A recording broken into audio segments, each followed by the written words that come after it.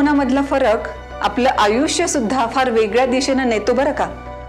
म्हणजे आपण आपल्या डे टू डे लाईफ मध्ये खरंच आनंदी राहायचं का प्रत्येक वेळेस दुःखी व्हायचं हे सुद्धा आपला दृष्टिकोनच ठरवत असतो। आता ह्या दोन मुलांचंच घ्या ना, एकाच आईचे हे दोन्ही मुलं, त्यांना एका श्रीमंत व्यापाऱ्यानं जेवणासाठी बोलवलेलं होतं। हे दोघही भाऊ तिथे गेले खरे, पण तिथून जेवून आल्यानंतर मात्र आईच्या असं लक्षात आलं की एक जण आनंदी आहे आणि दुसरा मात्र खूप दुःखी आहे। तिनं अर्थातच जो दुःखी होता त्याला विचारलं, का रे काय झालं, तुम्ही दोघं तर सोबतच गेला होतात, पण मग दोघांच्या आदरातिथ्यामध्ये त्या व्यापाऱ्यानं काही भेद केला का, भेदभाव केला का?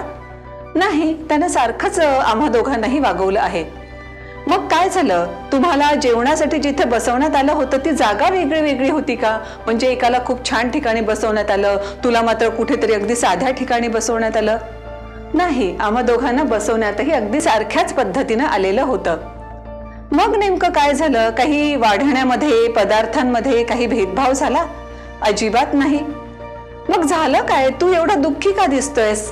आईनं शेवटी त्या आपल्या दुःखी मुलाला विचारलं आणि त्यानं सांगितलं, अगं जेव्हा त्या व्यापाऱ्याकडचं जेवणाचं बोलवणं आलं ना, तेव्हा मला असं वाटत होतं एवढा श्रीमंत तो व्यापारी नक्कीच मला 5001 तरी दक्षिणा देईलच। अगदी 5001 नाही तरी 1001 तर कुठेच गेले नाही असं मला वाटत होतं, पण काय, त्यानं दिले आहेत फक्त 501 रुपये, म्हणून मी खूप दुःखी आहे। मग लगेच या आईनं आपल्या दुसऱ्या मुलाला विचारलं की का रे, मग तू का आनंदी आहेस, तुला जास्त दक्षिणा मिळाली का? तो म्हणाला, नाही, मला सुद्धा 501 रुपयेच दक्षिणा मिळाली आहे, पण या व्यापाऱ्याबद्दल मी ऐकलं होतं की तो अतिशय म्हणजे स्वतःवरच कॉन्सन्ट्रेशन करणारा आणि कंजूष व्यापारी आहे।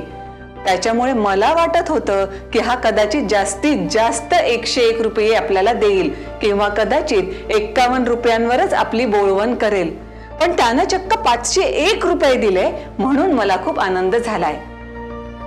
रक्कम दोघांनाही मिळालेली अगदी सारखीच 501 रुपये, पण ह्या अगोदरच्या मुलाला त्याच्या अपेक्षेच्या तुलनेमध्ये खूप कमी मिळाली, तर दुसऱ्या मुलाला मात्र त्याच्या अपेक्षेच्या तुलनेत ती जास्त वाटली, म्हणून एक जण दुःखी झाला तर दुसरा जण सुखी झाला। म्हणूनच तर जे म्हटलं जातं ना की अपेक्षाभंग आपल्याला तेव्हाच होतो जेव्हा आपण अपेक्षा ठेवतो, म्हणून किमान अवास्तव असणाऱ्या अपेक्षा तरी आपण टाळल्याच पाहिजे आणि असा दृष्टिकोन स्वीकारला पाहिजे जो नेहमी आपल्याला आनंदी राहण्याच्याच मार्गावर घेऊन जाईल। थँक्यू।